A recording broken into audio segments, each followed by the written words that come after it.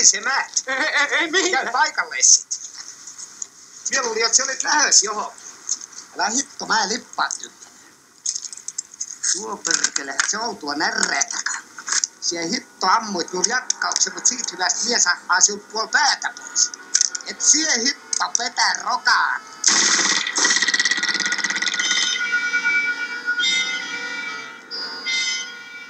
Aimo Lahti oli ehdottomasti Suomen kaikkien aikojen paras ja menestyneen aseiden suunnittelija. Jos minä amerikkalaiselta kysymään, että kun ketkä on kaksi kovinta asesuunnittelijaa, niin sanoi heti Colt ja toinen on Lahti. Suomi konepistooli on kaikkien aikojen tunnetuin ase, suomalainen ase.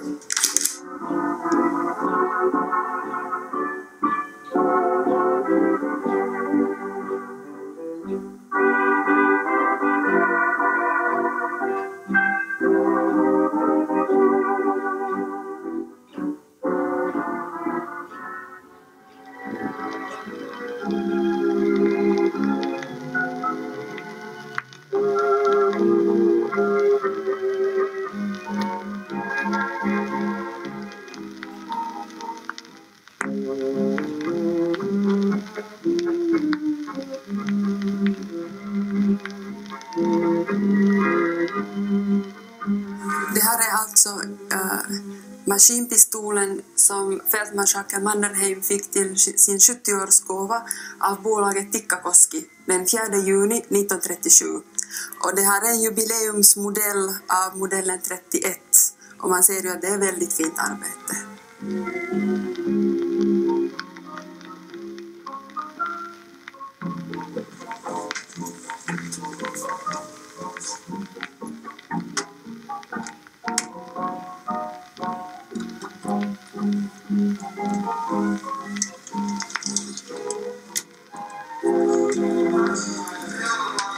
Ensimmäinen, toinen ja kolmas tyrkäs 20 euroa, ja 27. Oli 84, 3 ja 3 korsu. Valmistettuna 500 kappaletta ja 600 euroa. 600 euroa, tarjolla 600, 626, 40, 640, 660, 680, 680, ensimmäinen. Konepistooli on tosi haluttu keräilykohde ja varsinkin keräilijät haluaa sellaisen kappaleen, missä on ukossa sama numero, sitten on vaipassa sama numero ja piipussa sama numero sekä sitten siinä korkissa, jolla kierretään jousi paikalleen sinne, että siinä on sama numero.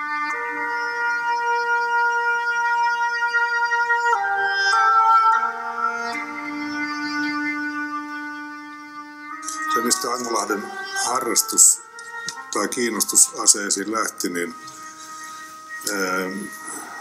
se on ollut kai ihan tämmöistä nuoren pojan yleistä kiinnostusta teknillisiä välineitä ja aseita kohtaan. Hänellä oli nuorena jotakin metsästysaseita itsellään ja sitten kun hän pääsi suojeluskuntajärjestössä ja armeijassa aseita käsittelemään, niin hänellä heräsi tämä kiinnostus nimenomaan niiden tekniseen rakenteeseen. Nuorena alkanut kiinnostus aseisiin vei Aimon asemestariksi Kouvolaan. Se on hämmästyttävää, että hän pystyi ilman mitään matemaattisia tutkintoja tai erikoiskoulutusta, niin hän pystyi laskemaan näiden aseiden toiminnallisia ominaisuuksia ja ikään kuin vaistonvaraisesti suunnittelemaan ja ajattelemaan hyvin pitkälle näitä aseiden rakenteita, jotka sitten tämän toiminnan, hyvin moninaisen toiminnan aiheuttaa. Lahti oli vuonna 1924 komennettu puolustusministeriöön suunnittelemaan Suomen armeijalle uutta pikakivääriä. Sitä ryhtyi valmistamaan valtion kivääritehdas Jyväskylässä. Aseen toisen suunnittelijan kapteeni Salorannan johdolla tehtiin 50 asetta, joista yksikään ei toiminut. 2 vuoden päästä puolustusministeri kyllästyi ja komensi Lahden Jyväskylään. Hänellä oli 2 kuukautta aikaa tehdä 2 toimivaa asetta. Muuten koko 300 hengen tehdas lopetetaan. Kun sitten tuli tämä korkea-arvoinen neuvottelukunta tutkimaan, mitä oli saatu aikaan, niin ne 2 asetta, jotka oli annettu määräykseksi, että näiden pitää toimia, niin ne toimivat. Ja Aimo sanoi, että tällaisia näiden aseiden pitää olla jatkossakin kaikkien. Aimo kertoi muistelmissaan. Työtäni jarrutettiin tahallisesti, enkä ymmärtänyt miksi niin tapahtui. Hän oli tavattoman herkästi syttyvä henkilö, äkkipikainen ja semmoinen tunnetiloissaan puuskittainen. Ja siinä mielessä niin hän saattoi rakentaa siltoja, mutta myöskin polttaa niitä yhtä nopeasti.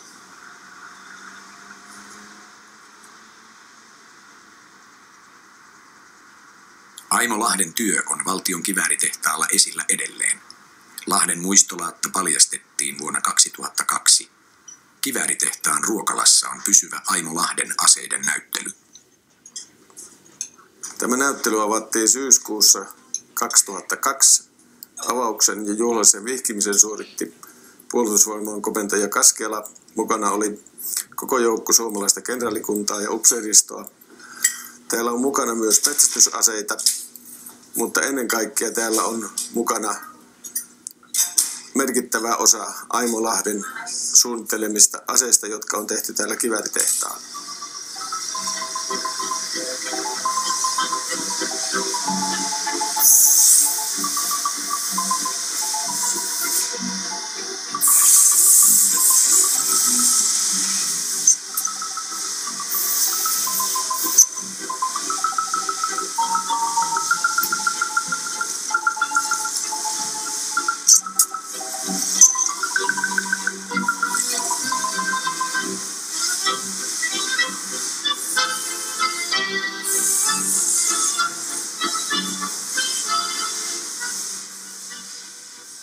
Saksalaisen Bergmann-konepistoolin pohjalta syntyi Suomi-konepistoolin ensimmäinen malli.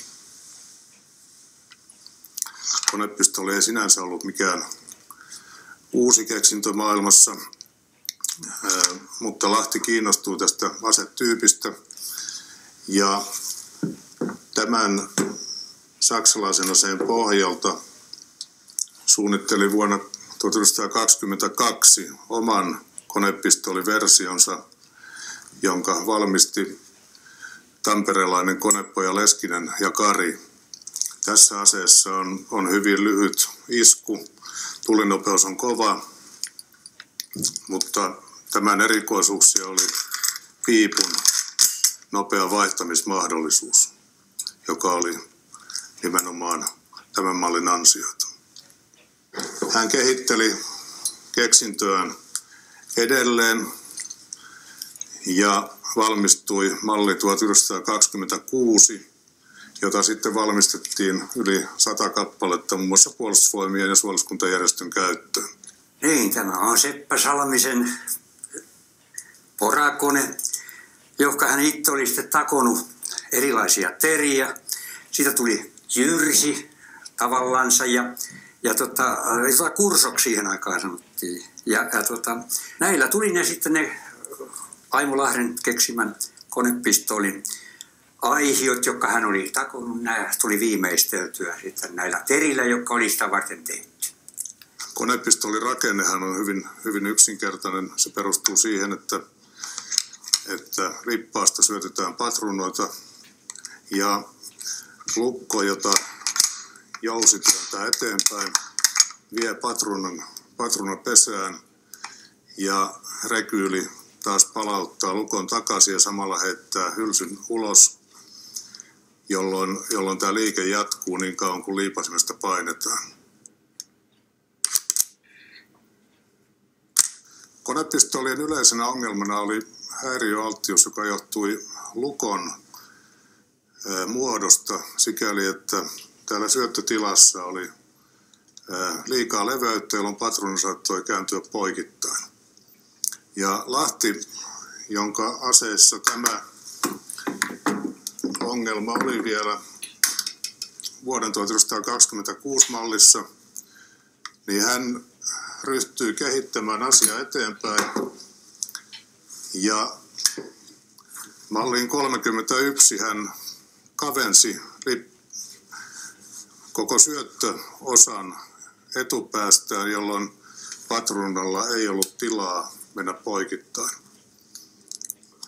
Malli 1931, niin siitä tuli maailman menestys, Suomi-konepistooli, jota ehdittiin ennen talvisotaa valmistaa noin 4000 kappaletta.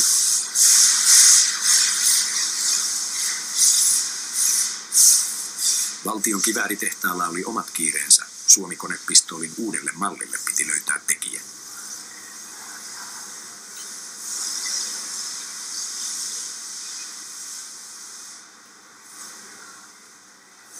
Oy Tikkakoski AB:n johtaja Oskar Östman innostui. Perhana, teke sinä pyssy, minä teke piippu. Östman osti Aimo Lahdelta Suomi-konepistoolin kaikki oikeudet.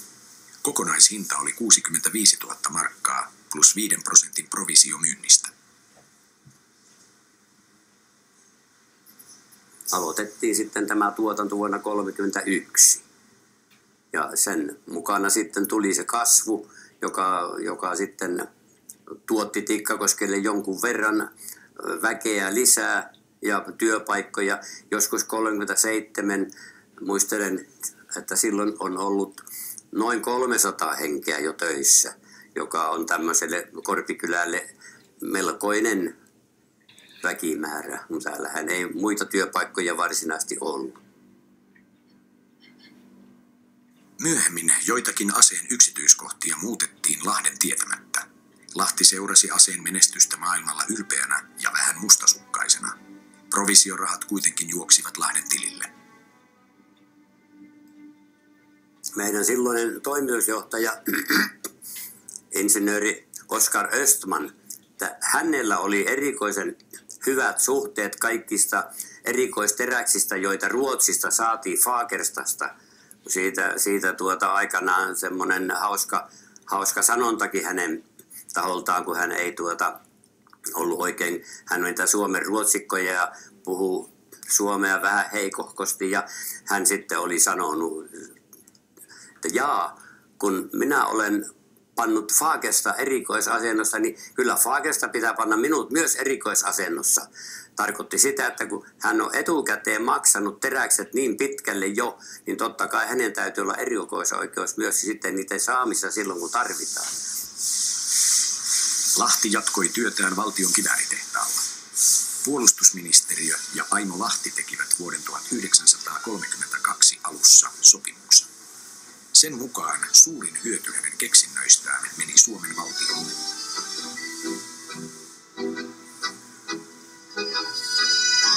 Asekauppa on aina ollut kansainvälistä liiketoimintaa.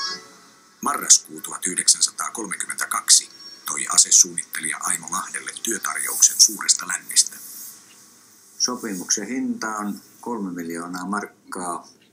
Heti kun kirjoitat nimen paperiin, niin 3 miljoonaa markkaa on sinun. Ja sitten Amerikassa odottaa hyvä työpaikka. Siinä vaiheessa sitten, kun hän otti esimiehinsä yhteyttä ja ilmoitti, että hänellä on tehty tämmöinen tarjous, niin silloin Suomen hallitus kokoontui käsittelemään erillisenä asiana Aimo Lahden palkkauksen järjestämistä, mikä on hyvin erikoinen ja harvinainen toimenpide. Hänelle tarjottiin 300 000 markkaa näiden kulujen korvauksen, mitä oli hänelle. Hän oli tehnyt palkatonta työtä sekä sitten hänet nimitettiin asekonstruktööriksi 5 vuoden sopimus vuonna 1932 ja vuosipalkki on 100 000 markkaa vuodessa. Aimo Lahden palkkio pieneni amerikkalaisten 3 miljoonasta 300 000 markkaan, mutta eipä tarvinnut Aimon ja Iidan muuttaa Amerikkaan. Tänne hän on syntynyt ja Suomea hän haluaa palvella. Niin se päätös oli, että hän jäi ja voi olla, että loistava tulevaisuus jäi väliin.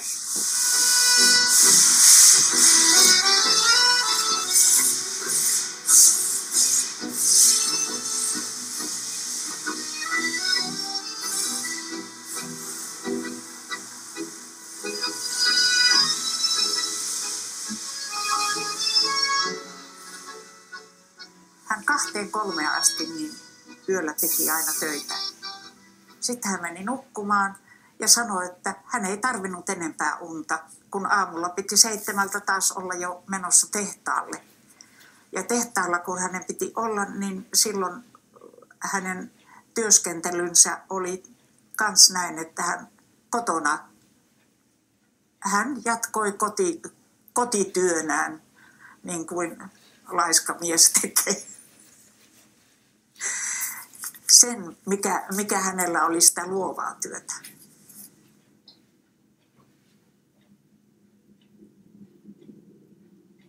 Aimo Lahti on itse tehnyt keksinnöistään listan. Siinä on yli 50 nimikettä. Aimo riisti häikäilemättä henkisiä voimavarojaan, kun työ sen vaati. Usein asiat kirkastuivat unen aikana ja Aimo heräsi yöllä piirtämään. Sitten se keksi luotejakin ja patruun. Sitäkään mä en tiedä aina kun nyt vasta. Listalta löytyy myös konetykki L-34. Se tehtiin merivartiostolle. Aimo osallistui tykin koeammuntoihin Muurilassa. Yllättäen lähellä nousi pintaan venäläinen sukellusvene. Sitten ennen kuin hän kuuli, kun takana oleva sen paikan upseeri sanoi hänelle, että ei hyvänen aika, siitähän tulee rajaselkkaus. Niin silloin hänen liipasin sormensa toimi. Ja siitä meni, jos ei muuta, niin ainakin se ylösnousun periskooppi. Savun hälvettyä Lahti totesi, ainakin ase toimii. Hän oli sisukas ja määrätietoinen. Ja hän voitti ne kaikki kenraaleiden ja muiden korkeasti koulutettujen armeijan miesten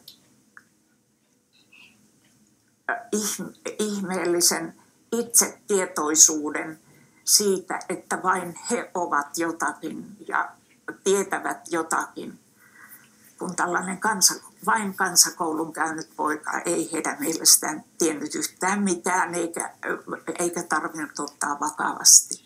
Ja kyllä hän osasi seurustella niissä piireissä, missä hän oli, kenraaleiden kanssa, upseeritten kanssa, valtiojohdon kanssa. Koulutuksen puutteen vuoksi niin hän oli toisaalta hyvin herkästi loukkaantuva ja tunsi jonkinlaista alemmuuden tunnetta. Ja tämä taas sitten osaltaan niin jossakin tilanteessa pahensi hänen välejään ylempiin päättäjiin ja myös työtovereihin. Mutta kaikkein lähimmille työtovereille hän oli mun nähdäkseni hyvin reilu ja avoin ja sillä tavalla yhteistyökykyinen, että tulosta syntyy.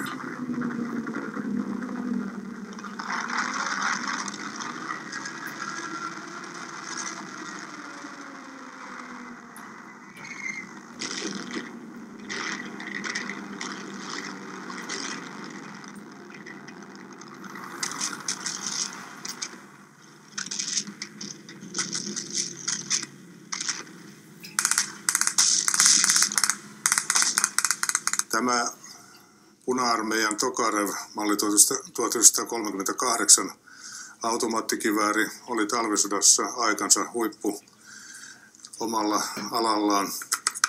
Siinä oli 10 patruunan lipas. Eli tähän lippaaseen voitiin ladata tämä määrä kiväärin patruunoita. Suomi-konepistooli oli jokseenkin samanpainoinen aseena, Se oli lyhempi. Siinä oli rumpulipas, johon mahtui 70 patruunaa, eli koko tämä patruunamäärä. Tällainen pieni konepistoolin patruuna oli meidän olosuhteissamme talvisessa metsässä tai peitteisessä metsämaastossa aivan yhtä tappava ja tehokas 50-100 metrin etäisyydellä kuin tämä raskas kiväärin patruuna.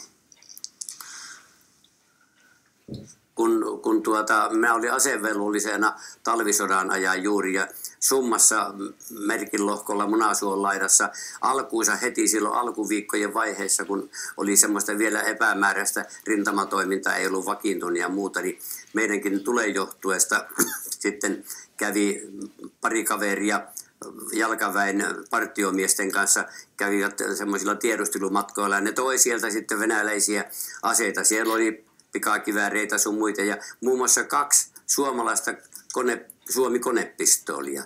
Ja kun mä olin ollut niitä tekemässä silloin 36-7 täällä ja silloin tehtiin Baltian maihin Suomi-konepistoolia. Ja niillä oli oma tunnusmerkkinsä, se peräkorkki, joka tuossa Suomi-konepistoolissa, se on sellainen suorakantikas. Niin tässä se oli tehty mykevänä. Niin siitä mä tunsin, että ne on sitä sarjaa, jota me tehtiin Baltian maihin silloin 30-luvun lopulla. Aseet vaikenivat maaliskuun 13. päivänä 1940. Rauha solmittiin raskain ehdoin. Rauhantöitä tehdään vähän kaikkialla. Muistoihimme kaivetut suojahaudat, jotka talven kuluessa ovat jollain tavoin sulautuneet kaupunkikuvaamme, huolimatta siitä, että ne viime syksynä pahastikin pistivät silmään. Ne luodaan nyt jälleen umpeen uusien, rauhallisten ja rakentavien aikojen ennusmerkkejä.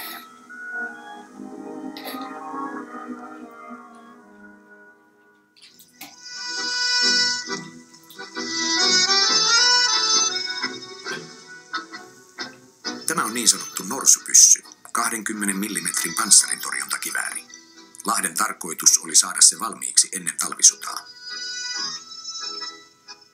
No sitten tästä PST-kiväärin koeammunnistakin isäukko kertoo, kun tämä oli tapauksen, kun Aimo-ukko hän niin osaa teoreettisesti laskea, että miten fysiikan lait menee, että kun on tuommoinen massasulkuinen lukko ja kun se lähtee taaksepäin ja luoti lähtee sieltä piipusta eteenpäin, niin kuinka paljon se potkaisee ja kestääkö se ase ollenkaan. Ja hän sitten otti se ensimmäinen PST-kivääri ja hän otti semmoisen 2 kilon hiekkasäkin ja pani tuohon olkapään ja tukin väliin. Ja ajattelin, no räväytetään ja katsotaan mitä tapahtuu. Että tuleeko silmi, jos tulee, niin sitten tulee, mutta nyt ammutaan. Ampui ja hyvinhän se kesti. Pikkuisen mies menee taaksepäin, mutta se massa oli sellainen suuri kumminkin, ettei se lähde sieltä pois. Ja niin se koelaukas ammuttiin ja sitten ruvettiin sitä tekemään. Että Riitainen upseeristo jarrutti norsupyssyn valmistusta. Piirustukset katosivat jonnekin, eikä ase ehtinyt talvisotaan. Ja sitä Aimo kaikkein eniten suri silloin, kun hän olisi saanut niitä omia keksintöjään niin pitkälle, että ne olisi ollut toteuttamiskelpoisia, että niitä ei otettu tuotantoon. Saksalaiset Otto Erich ja WillyAux olivat 1930-luvulla hankkineet haltuunsa Oy Tikkakoski AB:n osake-enemmistön. Molemmat olivat ensimmäisen maailmansodan lentäjiä. He olivat hankkineet omaisuutensa myymällä Saksan ylijäämäaseita. Tästä Erichistä ei paljon mainittu täällä erikoisemmin mitään, ehkä sen takia, että hän ei täällä niinkään tainnut kävikö kunnolla montakaan kertaa koskaan, muttaAux kävi täällä joskus ja minäkin kyllä muistan 30-luvulla silloin, kun oli vielä, niin hän oli vieraillut täällä tehtaalla ja sitten jatkosodan aikana hän kävi täällä.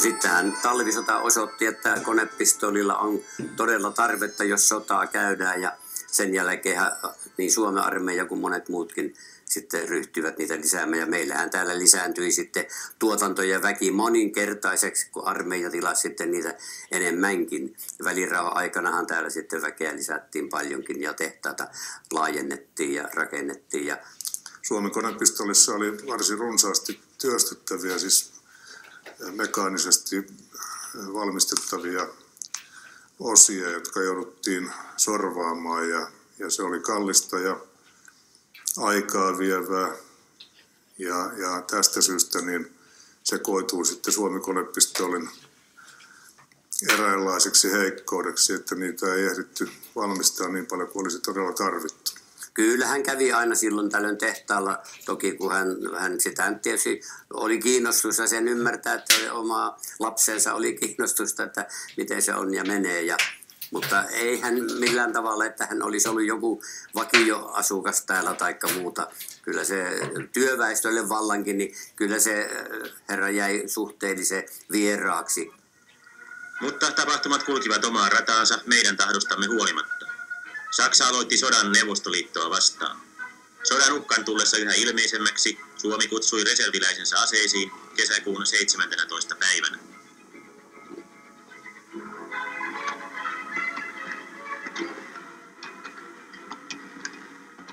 Jälleen kohdistuvat maan katseet iäkkääseen sotamarsalkkaan, joka jo 3. kerran sai tehtäväkseen johtaa kansan edessä olevien raskaiden koettelemusten läpi, ja samat miehet, jotka talvisodan ankarina viikkoina taistelivat Kannaksella tai itärajan jäisillä korpimailla, marssivat nytkin rintamaan.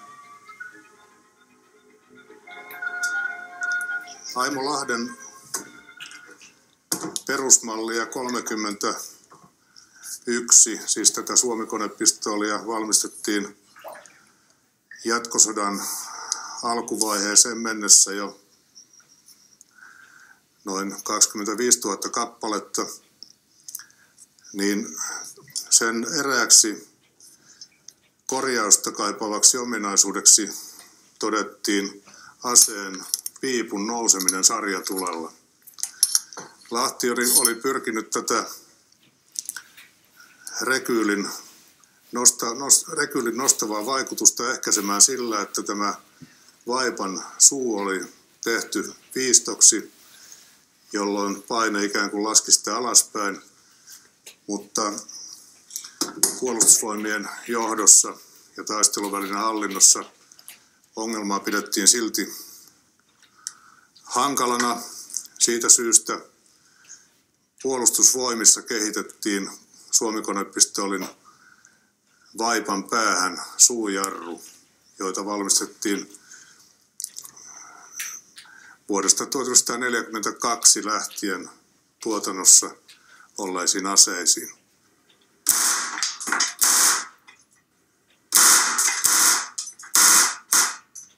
Mikä mies te oikein olette? Mie? Et sie minua tunne. Miehän on Roka Antti. Maanviljelijä Kannakset. Nykyvää Tikkakoske Vannekin. Vie vanki ulos ja tuo tulkki paikalle. Se on arvokas mies. Mikään sotahullua hän ei ollut. Kyllähän sitä joskus leikkisesti sanoi, että kyllä tässä vähän kuolemankauppiaita ollaan, että kun joutui matkustelemaan ulkomaalle, että hän kävi isän kanssa esittelemässä ja myymässä aseita Eestissä, Englannissa, Kreikassa, Turkissa, etc.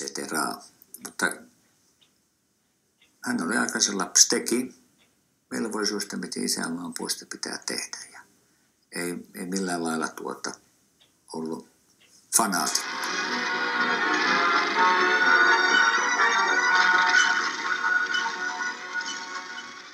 Ase ei tapa. Tappaja on se, jonka sormi vetää liipasinta, sanovat asekauppiaat. Sota oli tulossa käännekohtaansa.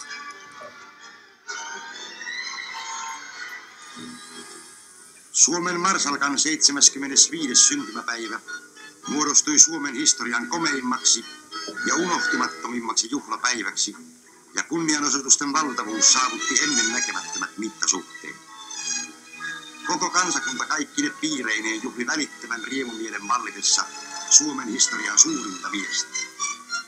Juhlan kohokohdaksi muodostui Suu-Saksan johtajan Adolf Hitlerin saapuminen onnittelemaan henkilökohtaisesti Suomen marsalkkaa itsensä ja koko Suu-Saksan valtakunnan puolesta. Lahjakin Hitlerillä oli uusi auto marsalkalle.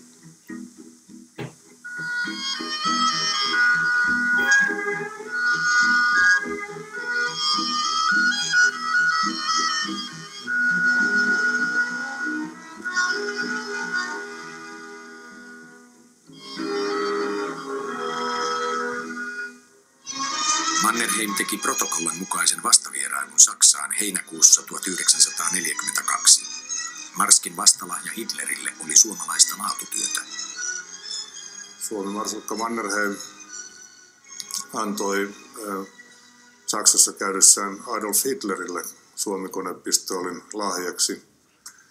Ja olen kuullut, että Hitler oli siitä jälkikäteen ollut hyvin kiinnostunut niin, että hän jopa kävi ampumassa tällä aseella ampumaradalla ja halusi tietää, mihin perustuu suomalaisen konepistoolin valtava maine. Myöhemmin Hitlerin yksityiskanslia tilasi Tikkakosken tehtaalta 200 Suomi-konepistoolia. Aseet toimitettiin Saksaan vuoden 1944 alussa. Suomi-konepistooli oli aikansa ehdoton huippuase. Sitä tehtiin useita malleja. Tanskassa valmistettiin Suomi-konepistoolista oma versio, malli 1941. Tämä ase on Hovean asetehtaan valmistama, mutta näitä teki myöskin Madsenin asetehdas. Myös Sveitsin armeija oli kiinnostunut Suomi-konepistoolista ja he tekivät oman lisenssiversionsa malli 43/44, jota Hispano-Suitsan asetehdas valmisti Sveitsin armeijan varten. Tässä on Ruotsin armeijalle Husqvarnan tehtaalla tehty malli 39F, joka on rakenteeltaan täysin Suomi-konepistoolin systeemin mukainen, mutta sen tukki on muotoiltu eri tavalla. Sen virityskahva on koukkumainen ja sen piippu on lyhyempi kuin suomalaisessa mallissa. Rahaa tuli Aimo Lahden tilille vuosien 1932 ja 1946 välisenä aikana yhteensä yli 10 miljoonaa markkaa. Hän on itse laskenut, että oli aikoja, jolloin hänen pankkitililleen tuli joka 10 sekunti 2 markkaa 46 penniä. No, he asuivat siellä Jyväskylässä Tuomijärven rannalla. Iso rakennus, paljon tilaa. Siellä oli kiva juosta, kun oli isot tilat, niin oli aina kiva juosta ja olla piilosta, että siellä tapahtui. Oikein kaunis. Kalusto oli tammikalustoa ja parkettilattiat oli ja jotenkin jäi mieleen ne vanhat nahkaset sohvatuolit ja nojatuolit. Semmoisia, kun näkyy tuolla valtioneuvoston huoneessa. Oli varmaan se 20-luvun tyyliä, että semmoisia tehtiin. Niissä oli aina kiva hyppiä. Päivärinne oli Iidalle aivan onnellinen paikka, kun hän sai, siellä oli pihamaata, jossa sai tehdä istutuksia ja jossa sai tehdä kaikkea sellaista, joka oli hänelle mieluista puurtamista.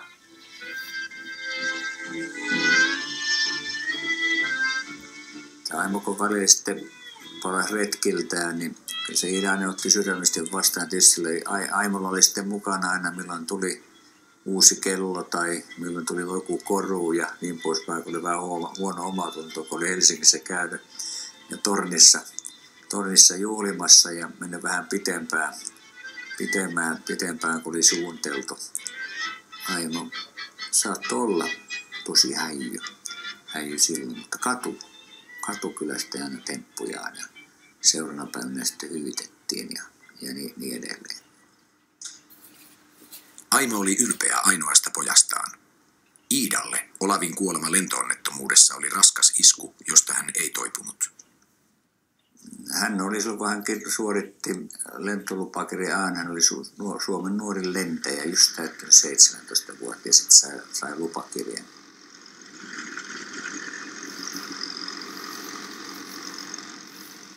Kääntyi koneen vasemmalla kyljelle ja se nappasi männynlatvaan se siipi, niin syttyi palamaan ja Olavi kuoli silloin 22. päivä toukokuuta 1944 tässä onnettomuudessa. Mä olin vaan silloin 3-vuotias, niin semmoinen mielikuva on, että mä seison niin haudan reunalla ja siinä on semmoiset puiset paadet, joilla lasketaan niin kuin havuseppaleitä. Niin semmoinen mielikuva on ollut jäänyt mukaan.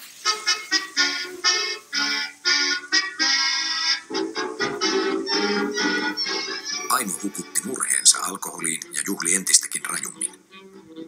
Tietysti myöskin siihen kertyy siipimiehiä ja siipinaisia siihen rinnalle, että niinkin tietysti saattoi käydä, mutta kyllä se meininki oli, kun isäukkokin kertoi, että kun meni hotelliin ja sanoi, että konjakkia ja ämpärillä, niin sitä myöskin tuotiin ämpärillä. Että se oli ihan tosi. Aimo leuhki sillä hyvin mielellään, että mä taidan olla ainoa, joka on saanut Mannerheimiltä luvan ryypätä. Ja kyllähän minä sen taidon osaan. Hän oli nimittäin aika runsas alkoholin käyttäjä. No Mannerheim itsekin otti snapseja aina ruoan kanssa ja kun hän sanoi, että ryypätköön nyt sitten, mutta kunhan vaan keksii aseita, niin se riittää, että tulokset ratkaisee. No Aimolahden luonteesta on erilaisia tarinoita ja tämä tarina liittyy, tässä yhteydessä on tämä ase, FN-ase sekä tuo taulu.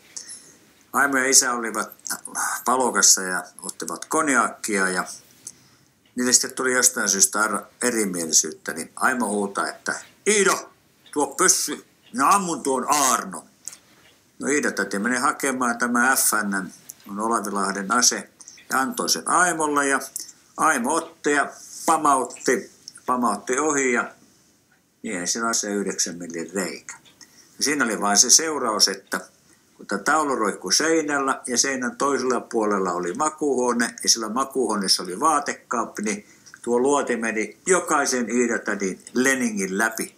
Ja jokaisessa oli reikä ja sen jälkeen Aimossa tämä sai kyllä kyytiä.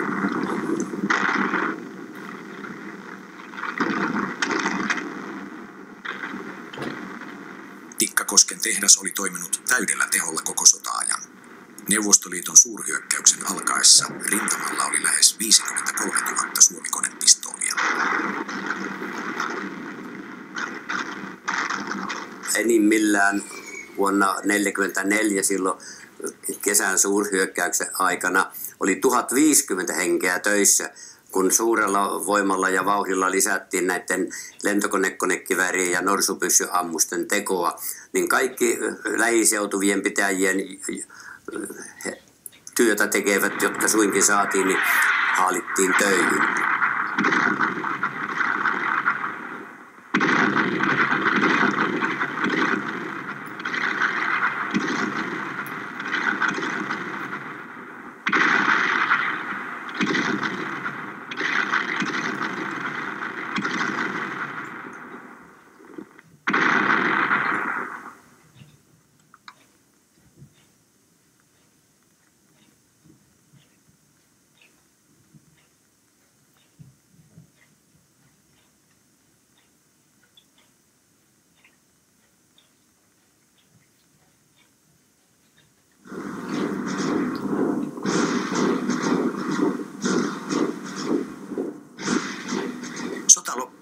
Liittoutuneiden valtojen valvontakomissio saapui maahan. Tässä marssivalla Neuvostoliiton sotilasosastolla on venäläiset konepistoolit. Punaliput liehuivat Aimo Lahdelle tutuksi tulleen hotelli Tornin katolla. Käytännössä valvontakomissiolla oli käsissään kaikki valta Suomessa.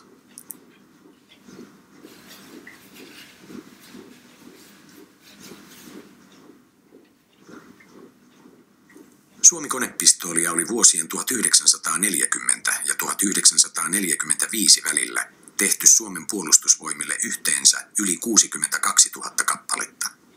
Sen lisäksi sitä oli viety ulkomaille ja tehty lisenssillä tuhansia kappaleita.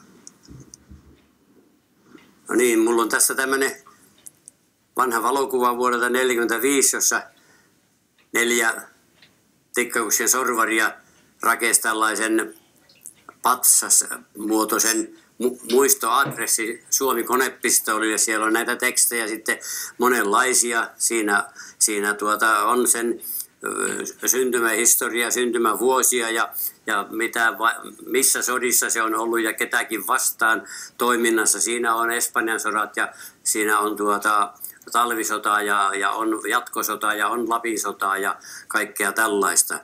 Tämä on otettu suurin piirtein tuossa pikkusen minun selän takana. Niillä paikkeilla tämä kuva oli. Sodan jälkeen kaikki saksalaisomaisuus otettiin Neuvostoliiton haltuun. Saksalaisen osake-enemmistön vuoksi myös Tikkakosken tehdas tuli Neuvostoliiton hallintaan. Tämähän jo päätettiin vuonna 1942. Tehtaan johto, silloinen johto katsoi, että sotaa hävitään. Heillä oli sen verran silloin jo näkymät itärintamalta, että niin tulee käymään. Ja siitä annettiin sitten myöskin Tikkakosken johdolle tietävimmiltä taholta tieto, että tämmöinen on tulevaisuus ja ruvetkaapa suunnittelemaan jo uusia artikkeleita. Ja silloin sitten miettivät, mikä olisi sellainen sopiva artikkeli, jota voisi Tikkakosken kyvyillä ja laitteilla ruveta tekemään. Ja päätyivät sitten ompelukoneeseen. Entä kuinka kävi Tikkakosken saksalaisomistajille? Daugs oli sodan jälkeen Ruotsissa syytteessä asekauppojensa takia. Kerrotaan, että hän olisi myöhemmin muuttanut Etelä-Afrikkaan. Otto Erich jäi sodan jälkeen Ruotsiin. Hän oli saanut taidekoulutuksen jo 1920-luvulla ja teki elämänsä loppupuolella vielä uran maalarina.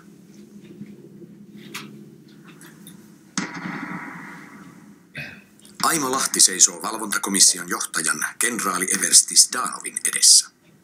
Huoneessa on 8 venäläistä sotilasta. Heillä on käsissään Aimo Lahden suunnittelemat suomikonepistoolit. Vaikka tilanne on vakava, se iskee suoraan Lahden nauruhermoon. Lahti toteaa, eivätkö he enää luota omiin aseisiinsa, kun täytyy lainavehkeillä vartioida.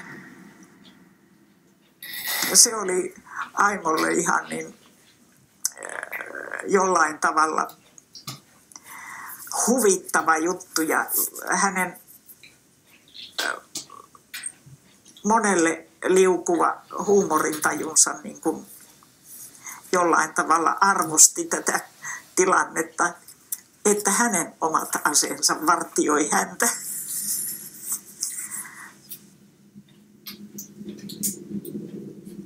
Valvontakomissio painostaa Suomen historian merkittävimmän asesuunnittelijan eroamaan virastaan yhteisen edun vuoksi. Hänelle myönnetään kenraalimajurin eläke.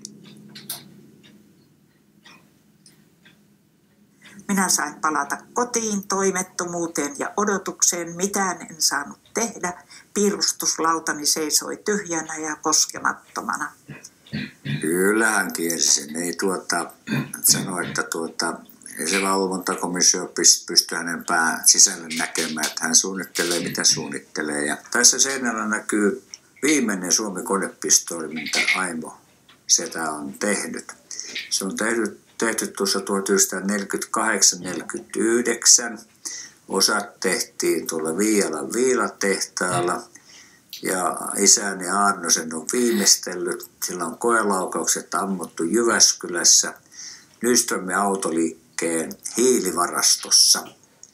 Ase on, toinen kappale on pistetty Kotkassa laivaan puutavaralastin väliin ja sieltä se on matkustanut kohti Kanadaa ja toinen kappale on täällä Suomessa.